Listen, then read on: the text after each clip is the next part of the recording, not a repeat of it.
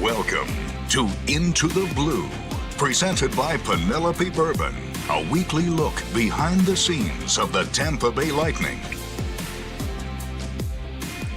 Good morning, happy Monday, and welcome to another episode of Into the Blue, presented by our good friends over at Penelope Bourbon.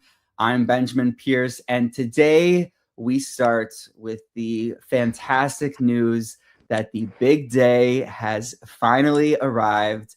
My usual co-host and Tampa Bay Lightning rinkside reporter Gabby Shirley became a mother last week to a beautiful baby girl named Ella.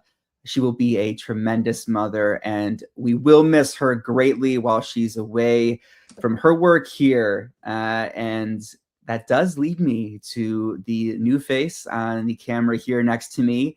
Lightning fans have all noticed a new face on our broadcasts who has already done a tremendous job, by the way. And I do believe, not to jinx you, Julie, but I do believe you're undefeated so far in your role here.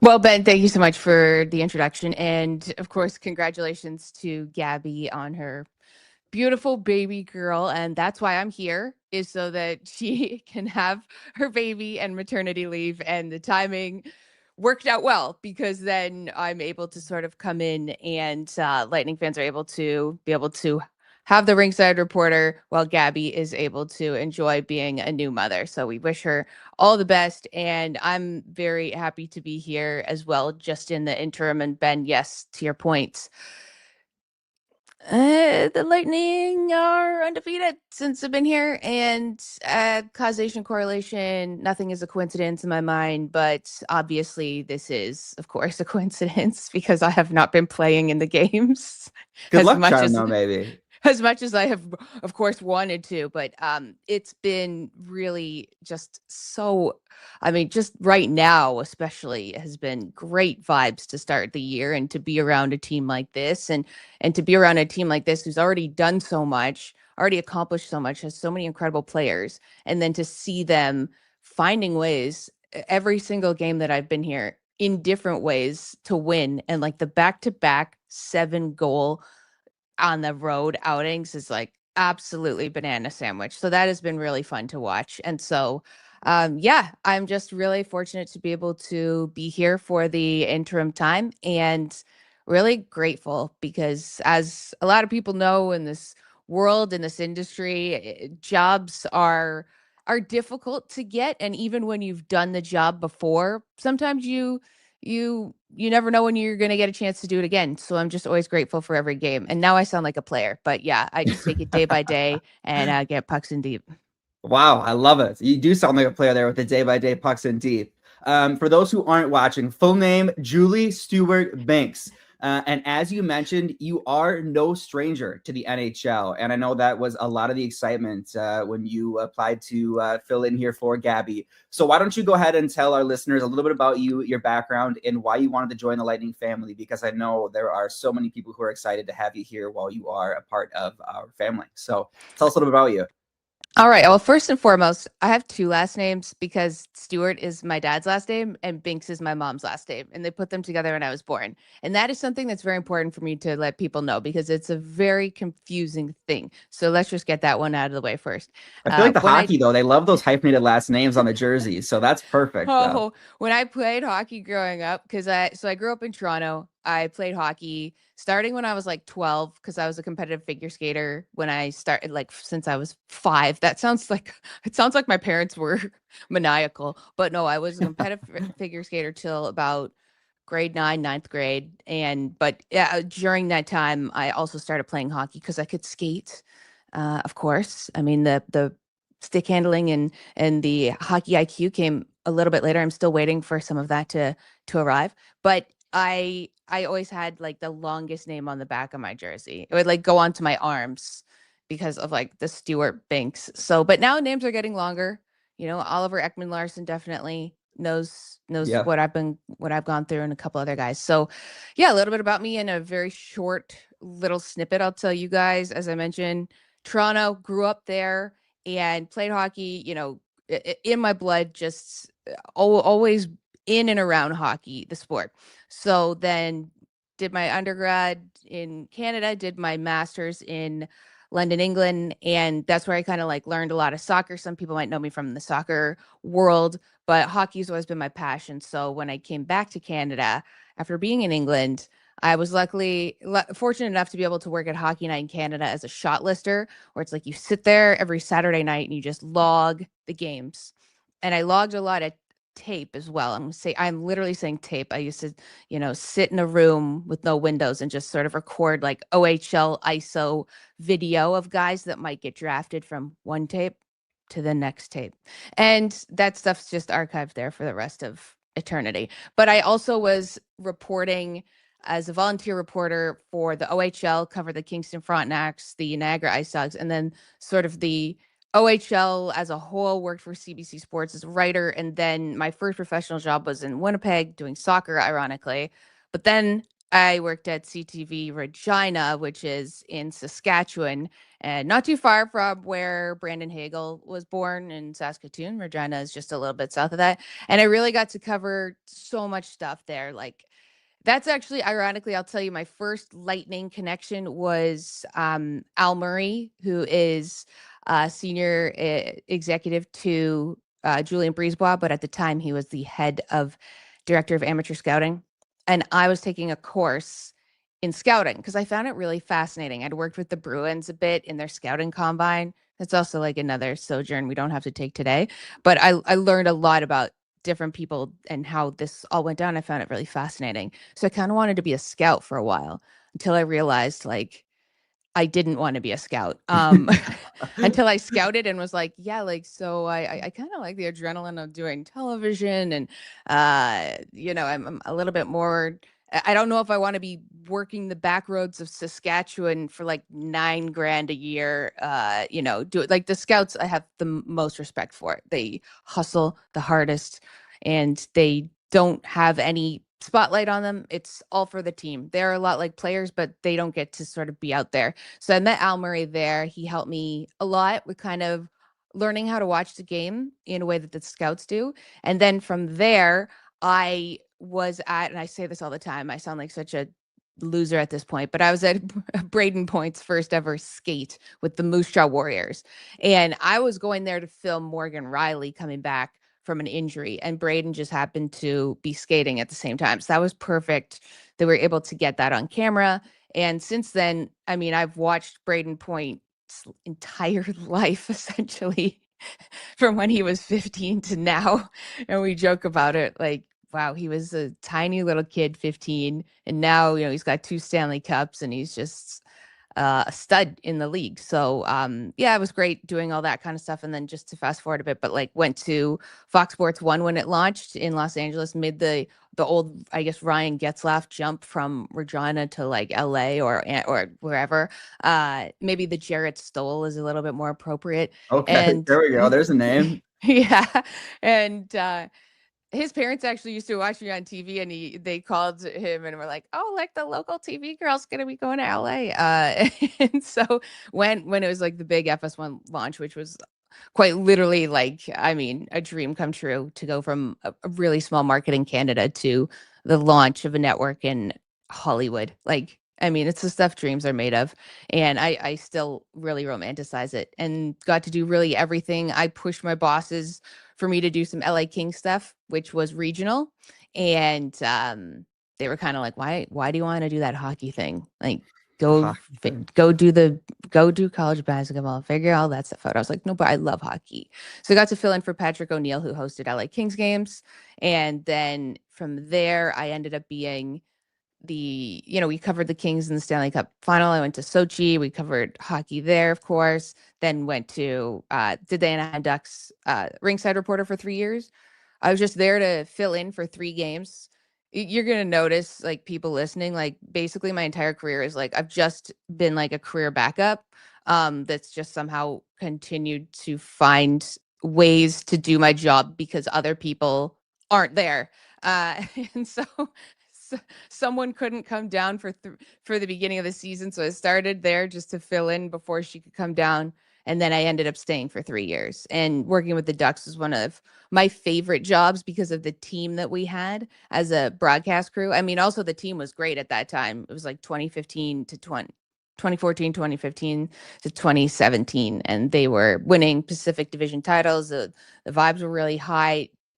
Former Lightning player Nate Thompson was there, and it was a great time. And then, I'll skip ahead, but yeah, I've been working in the last little while doing covering the New York Rangers in New York for Sportsnet New York, which is a baseball network, but I forced them to let me go cover hockey for like our daily wrap up of sports. But in the last year and a half, it's been vibes haven't been great over at MSG locker room, as you can imagine any hockey fan would know. So hadn't been there as much, but have been doing a ton of hockey, doing a podcast with Nate Thompson, and I've been working for Bet Rivers doing a Leafs podcast, which has also been an interesting ride.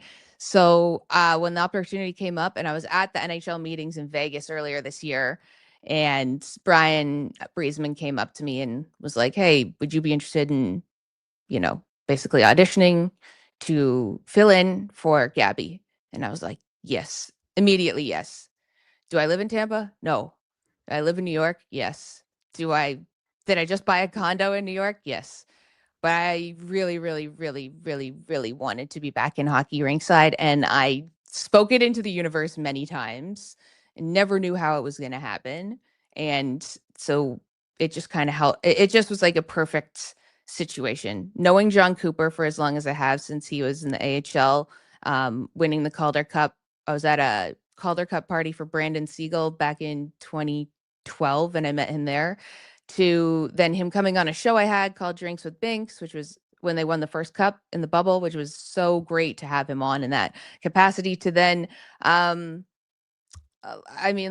could just kind of go on forever, but I covered them during the 2022 playoffs, Tampa and Toronto. And that was that was amazing to kind of do that. One of my first hits I ever did, and I'll never forget it, was like, I talked to Bruce Arians about John Cooper, because that was the year they both had won a championship.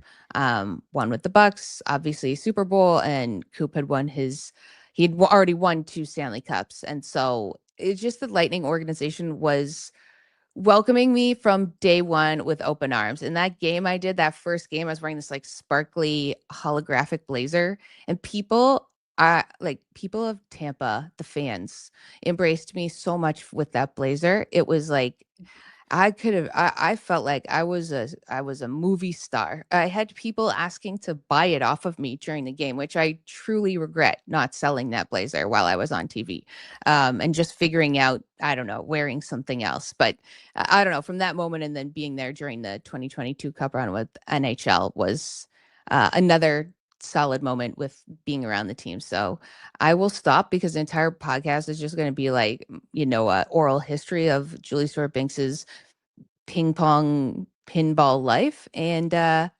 we're back. I'm just glad to be here. And now we're back though. Now we're back. Yeah. Listen, kids, don't give up on your dreams. They will happen if you just stick around long enough. And you, as Babe Ruth says, you just can't beat a person who doesn't give up. Absolutely. And you, like we talked about, have jumped in and brought some good luck with you. And on top of the wins that have stacked up, you also jumped right into a midseason fireside chat with the Tampa Bay Lightning general manager. And what was that? Like your first full week, I believe, right? Because you started, right, Gabby, like we just talked about, had her baby on Wednesday. Julien talked on Thursday, and so many good takeaways from that chat. Now, I know this was your first full midseason chat with Julien. This was actually the longest we've talked with Julien. I've only been here for 2 seasons, as fans know. We had Julien BriseBois, you guys, fans that are listening, for just under an hour. We got him to talk to us.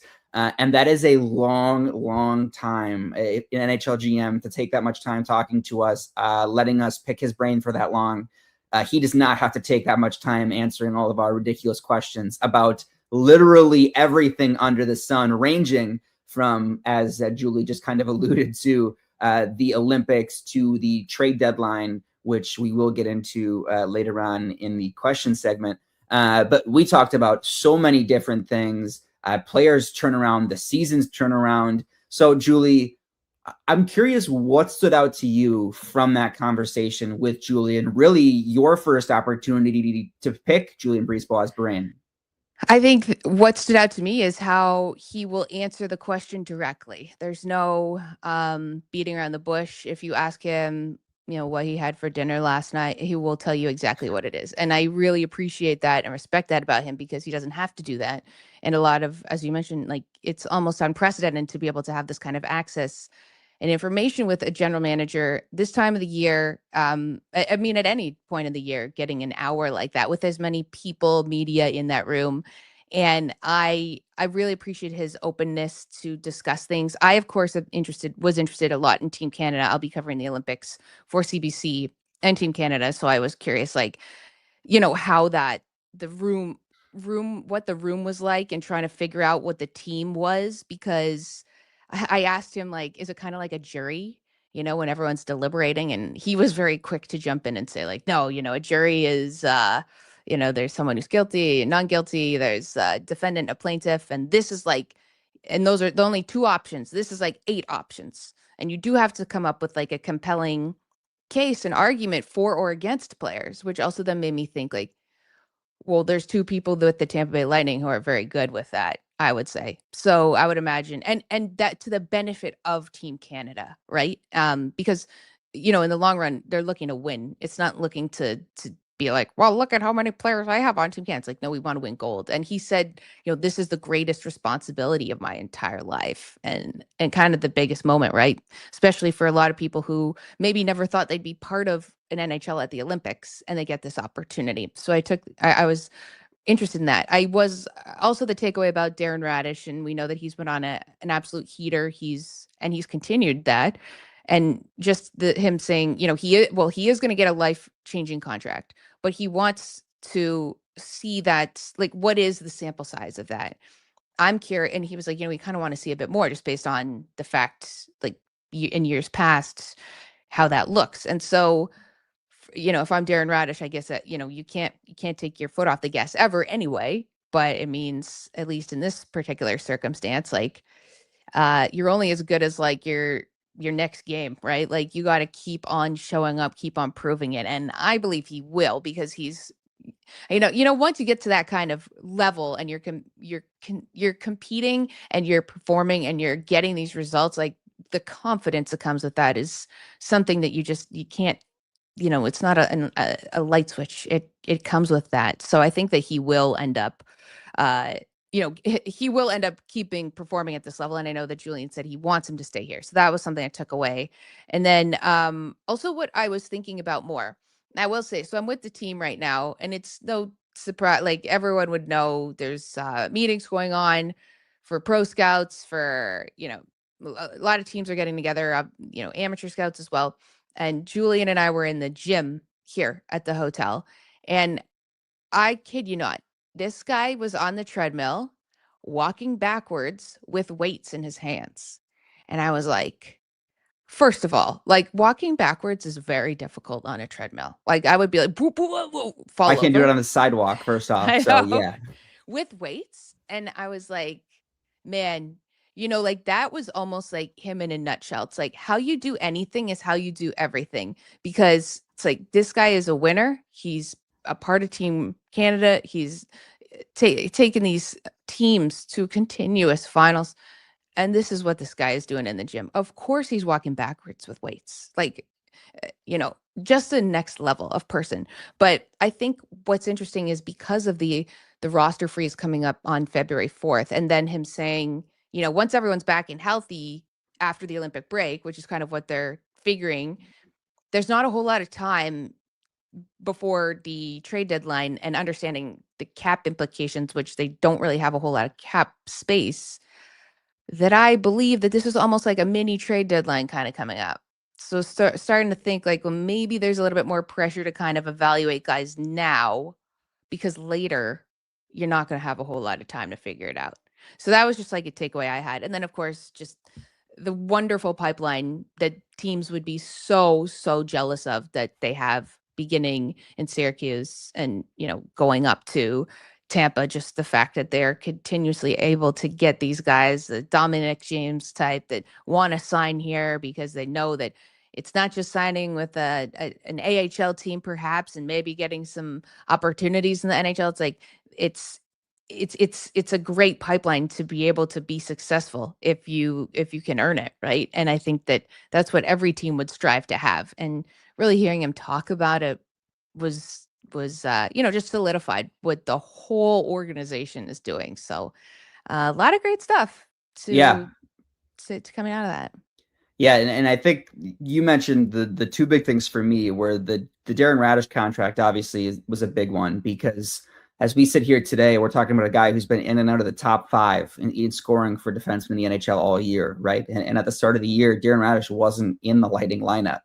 And the way that he stepped up and filled in at a time when Lightning haven't had Victor Hedman, Ryan McDonough, and at times Eric Chernak has been incredible. I mean, he's a point-per-game player. Like, forget defenseman, he's a point-per-game player. He's got 37 points in 37 games. He was, I think, 4th in the NHL in goals for a defenseman this year with 12. And you look at what he's done this year, and something that Cooper has talked about a lot this year is that he's so much better defensively than maybe the team has seen in the past. And what he's done alongside JJ Moser has been so good. And I think when Julien said in that presser, like, I want the player to stay here, and he said, like, he bleeds blue. Yeah. Like, that quote to me was like, okay. Like, he said, like, when he said he bleeds blue and he's helping us win, like that, you don't say something like that unless you really want somebody in your organization. And I think that was, to me, a really telling quote. That's a very good point, Ben, because you don't say that about a guy that you think might be on the way out or you're not sure about, right? Because then that will boomerang back and be like, well, the guy bleeds blue. Why don't you get it done? I mean, there's time, you never know what happens. There's a lot of things that have to get sorted out. But he made it clear that he said point blank, I want the player to stay here, was another quote that Julien said about Darren Raddysh. And like you said, he said he deserves a life-changing contract. And he does, because Darren Raddysh has been that good this year. So we'll see what happens there. And the other thing I just wanted to add about, you mentioned the prospect pipeline. This organization has done such a good job, despite not having very many first-round picks over the years. You look at what they've done, and I think one player that stuck out was when he started talking about Conor Geekie. Right. Because this is a guy that every time we start seeing roster moves, and I don't know if you've had any of these replies yet, Julie, but I'm sure as the season starts going on, you're going to start getting people that say every time you start saying so-and-so's been called up from Syracuse, our fans love themselves some Conor Geekie. And they're going to start asking you, when's Geekie coming up? When you start posting about recalls, and him acknowledging that Conor Geekie could play in Tampa Bay today. And another thing that Julien said was, I believe Conor Geekie could play in Tampa right now. But he also said that it's better for the 21-year-old forward to be playing 20 minutes a night, getting consistent shifts at 5-on-5, shorthanded, the power play. And he just said, like, he's got the puck all the time right now. And it's just the best case scenario for him. And I think that's important for fans to remember. Then for him to come up and be playing 8 to 10 minutes a night, in the bottom 6. And it is important to remember, because I feel like every time I do look at the Syracuse Crunch social media, whenever I do get a chance to watch Syracuse, he's lighting the AHL on fire. And I think that's really, really good to see for his development. So it's good to see when you don't get to watch the AHL all that much, because we are so locked into the NHL level, to see that those guys down there are producing so well, especially for a team that hasn't been able to draft all that high, because they've been such a contender for so long that a lot of times those high picks do get traded, for assets at the deadline. So a lot of good takeaways from that very long conversation. And we'll see what happens. Like you said, we'll get into the trade deadline a little bit later. But before that trade deadline comes, there are some more big tests coming up this week. The Pittsburgh Penguins, by the way, have been a little bit of a surprise this year in the NHL. The St. Louis Blues are a little bit further down. And then the Tampa Bay Lightning are also going to see one of the best teams in the Western Conference in the Dallas Stars. So in your mind, what's it going to take for this team to keep their recent strong play going? Obviously, the Lightning entered today, Monday, on a 9-game win streak. Now, that is tied for the 4th longest win streak in franchise history. They can earn a 10-game win streak for just the 3rd time in franchise history tonight against the Philadelphia Flyers. Julie, how can they do it? I think it is literally everyone's commitment to defense. That is sort of what the overarching theme is talking to the guys is, when everyone is committed to the team defense.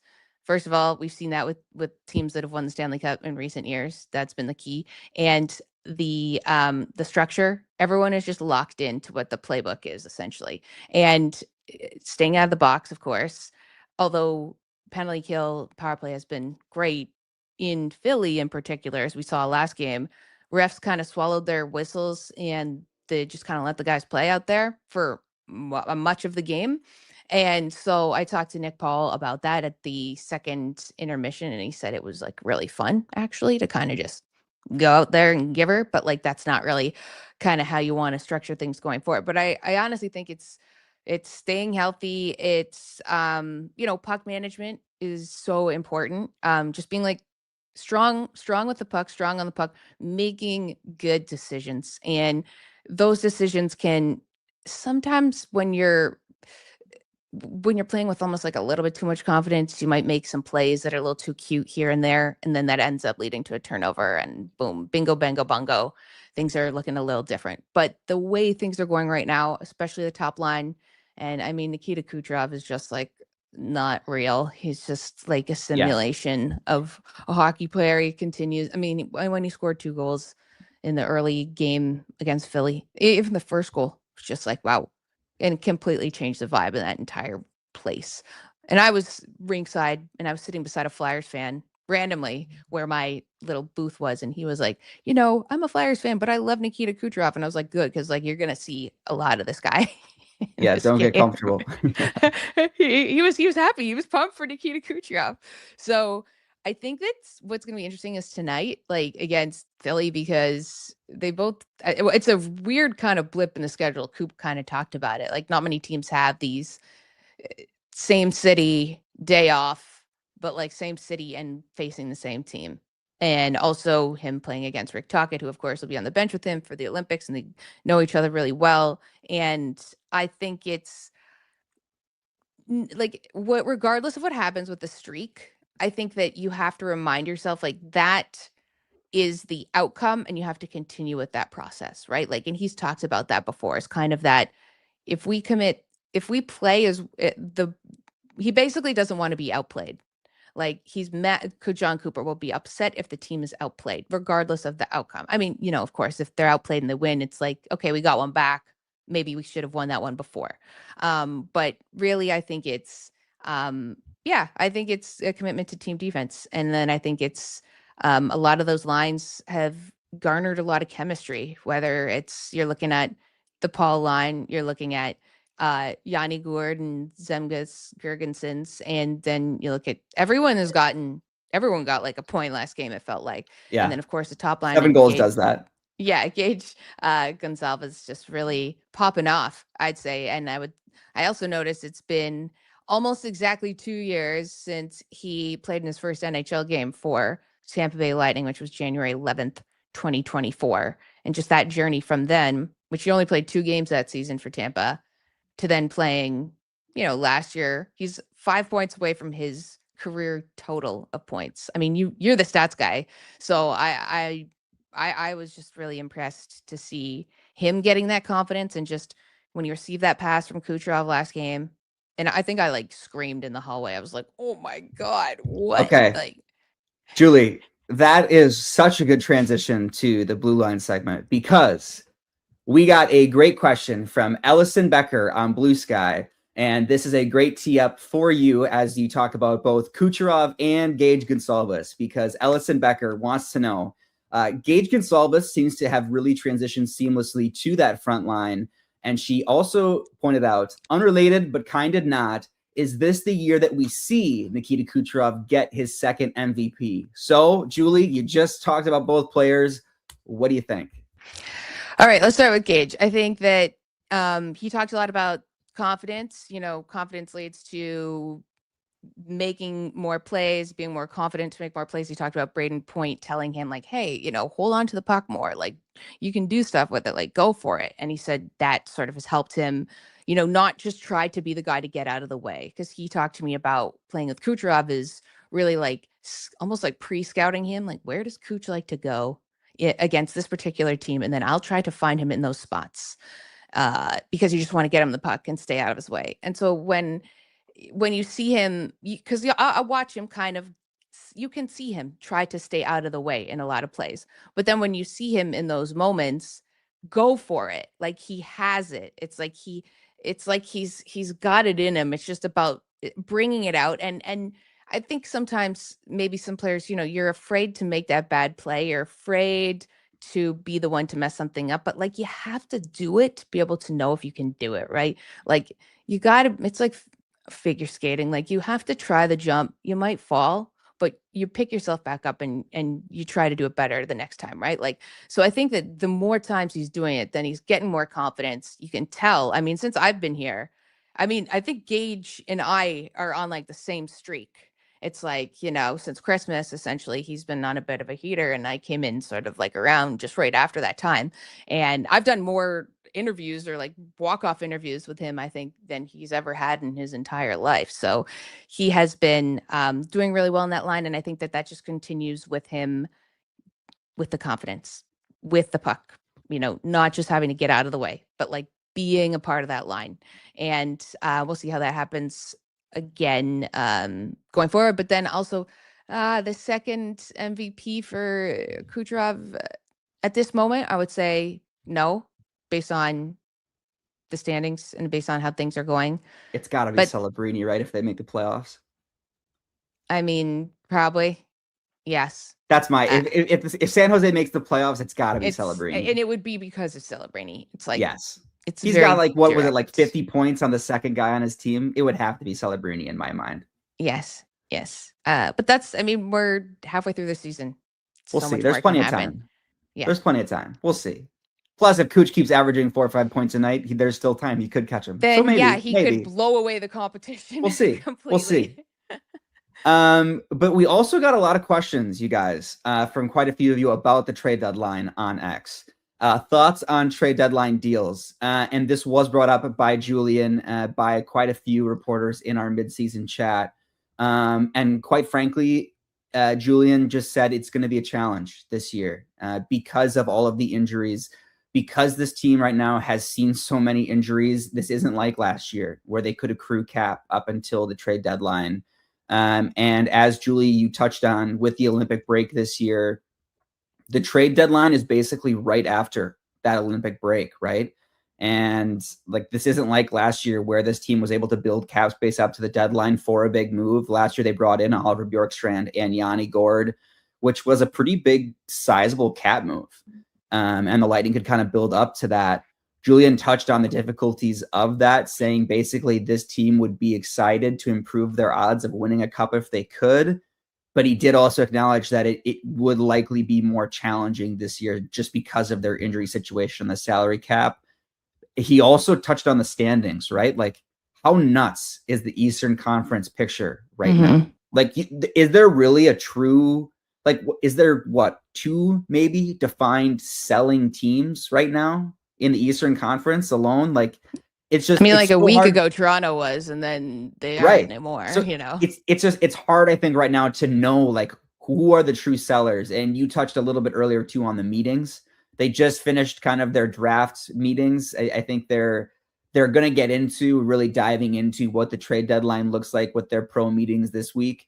And I think they're going to really start diving into those trade deadline meetings and figuring out who their targets are maybe. But it is a little early, I think, at this point. But I think that's really going to start heating up here. Yeah, I think also you have to really factor in the fact that the Olympics could affect. You have 11 players going. You got to figure out the fact that something could potentially, God forbid, something could happen.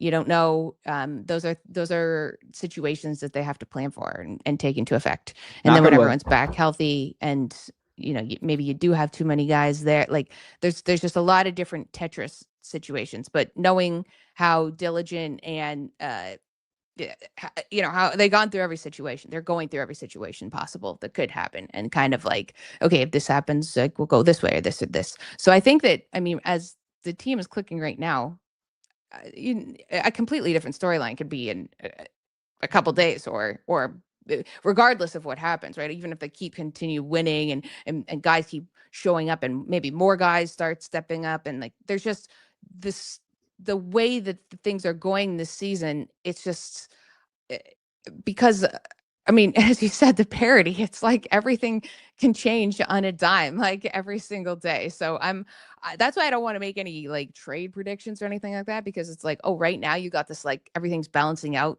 great because guys have really stepped up, especially the decor. But it's like, you never know. Like, it's like your Geppetto with Pinocchio. Changes every day. Yeah, you just never know. So that's my insight, is I'm here to watch and see, and that's really what it is. Yeah, it is crazy. It changes every day. All right, Julie has to go very shortly, but before she does, we will do our very first plus minus segment, which is, of course, helped brought to us by our great sponsors at Penelope Bourbon.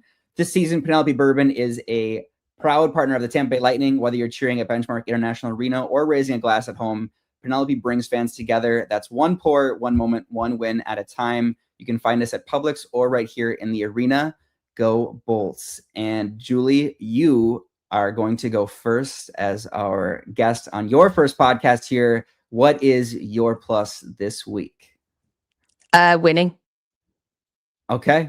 And wow, that was really fast. All right, then we'll have you go right back to back. Your minus. What's your minus for your first podcast? I guess being like the new person for me. Okay. Is sometimes a little bit difficult. You're like the new kid in the middle of the school year, and it's like, hi, and everyone's like, who are you? And you're like, I like, whatever, and just getting acclimated with the team and everyone trusting me. It's just part of being a new team, is just, that's what happens. And everyone's been great. Like, I'm not saying that's a minus. It's just like, oh, change is different. Okay. Well, that's a good start. All right. My plus this week is going to be the great cold front coming through. As somebody from Toronto, I'm sure you would agree that every once in a while you need that in your life. But unfortunately, my minus is the cold feeling in my heart watching the Green Bay Packers lose in the playoffs this week.